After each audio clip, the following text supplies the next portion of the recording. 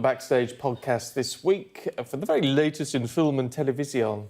Up first, we're going to be talking about Motherless Brooklyn, which is Ed Norton's new film. He wrote it and directed it and stars in it and all the rest of it. Before we have a chat, ladies, let's just hear from Mr. Norton about his style of direction. I think the challenge of all work is to go deep and then step back and go deep and then step back in, or you know, you have to be way down in the micro details, because the micro details are what make a thing cohere and like have an actual unique quality.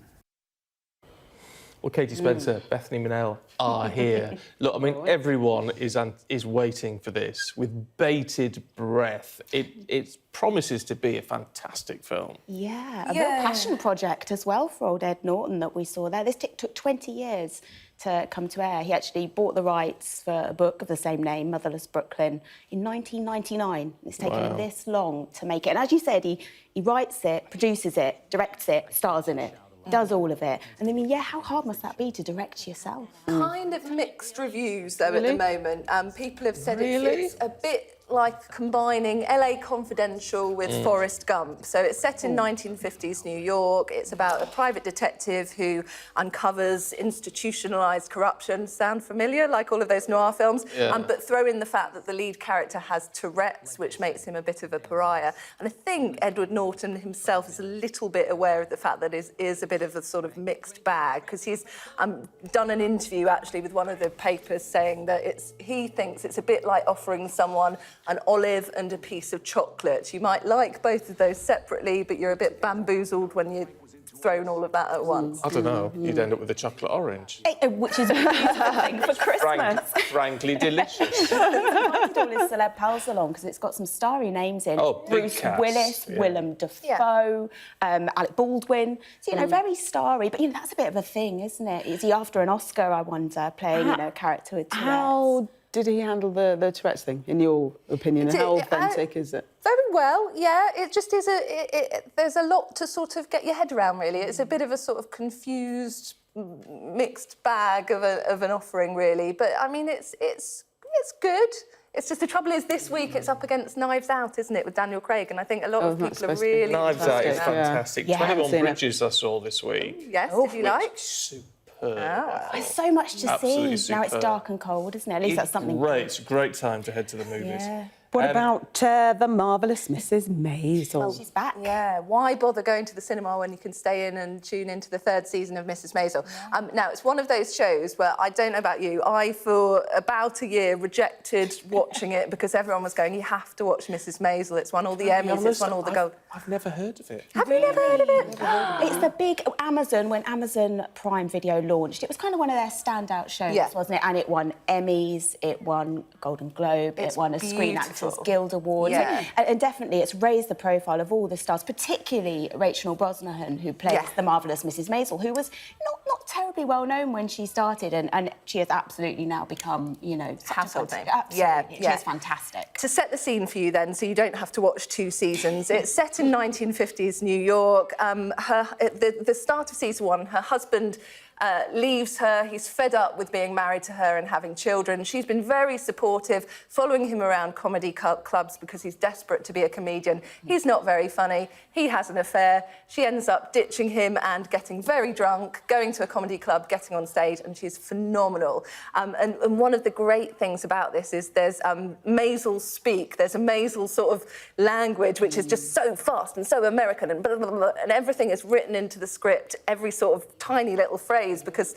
the one thing about comedy, it's all about hitting that beat. And actually, we chatted to them about that. So we chatted to Rachel Brosnahan and Alex, who plays her, Bornstein, who plays her agent. It's actually the voice of Lois from Family Guy, which I'd love to know that. But yeah, we asked them about that speaking fast, how they pulled it off, and they say it is all down to the show's creator. This is what they told us. I mean, I felt this way many times where I'm like, oh man, I spat that out. It was so fast. And Amy calls from somewhere in the ether off camera. She'll go, pick up the pace. And you're just like, oh my God, I don't think I could talk any faster. It's hard. But it's a good exercise. Yeah. You and Gillian are familiar with that. Yeah, speak now.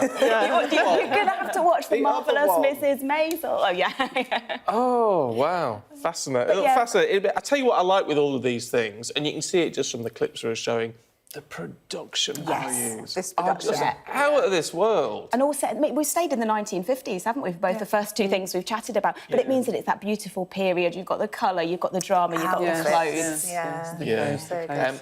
Can we talk about Celeste? Yeah, let's get modern. Let's talk about the Brits Rising Star, hot off the press, 25-year-old British-Jamaican singer Celeste. She was born in Los Angeles but brought up in Brighton, and she has nabbed the Brits Rising Star Award. Now, she's following in the footsteps of people like Adele, Rag and Bone Man, Florence and the Machine. So, you know, quite a lot to live up quite a good pedigree, to. isn't it? Yeah. It's been a great year for her. She performed at Glastonbury. She's busy touring Europe right now, and she's got her album out next year. Has she got a good voice? Oh, let's have a listen. It reminds me of... know. Let's see if it reminds you of any particular class, a singer from the past. It does. It does for me. In the past.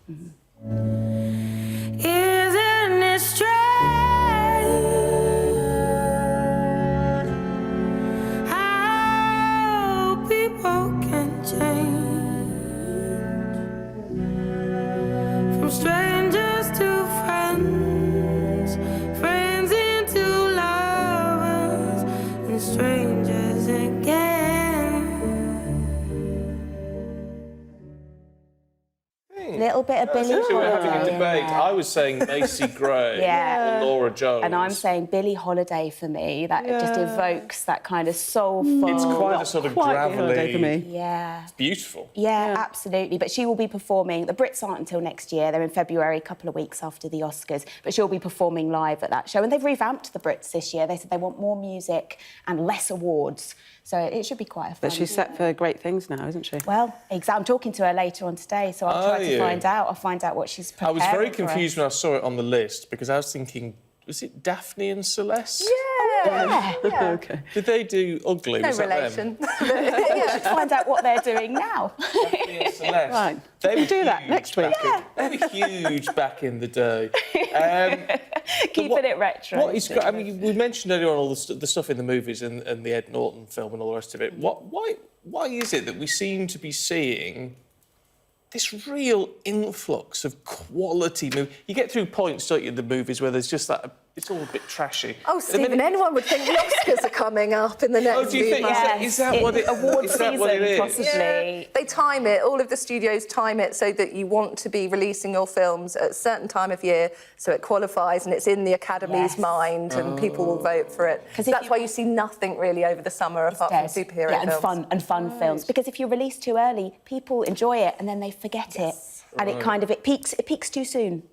Well, that's a shame. And mind you, I love the superhero stuff, but it's never going to win Oscars, is it? Really? Well, you never Technical know. Black ones Panther, sometimes. has Black Panther changed things? Well- Maybe they're leading the way. We could maybe in various Avengers categories. Endgame will get some noms. Yeah, mind you, it was the Black Panther actor whose name now escapes me, who was in 21 Bridges. Oh, God. Come on, ladies, you're on the ball. Which one? Black Panther himself, who's in... And do you know what? That is Chadwick such- Boseman.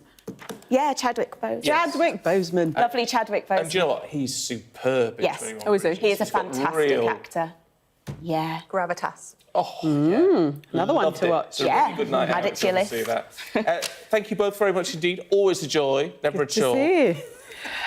Says that to everyone. Let's see what's happening with the weather now.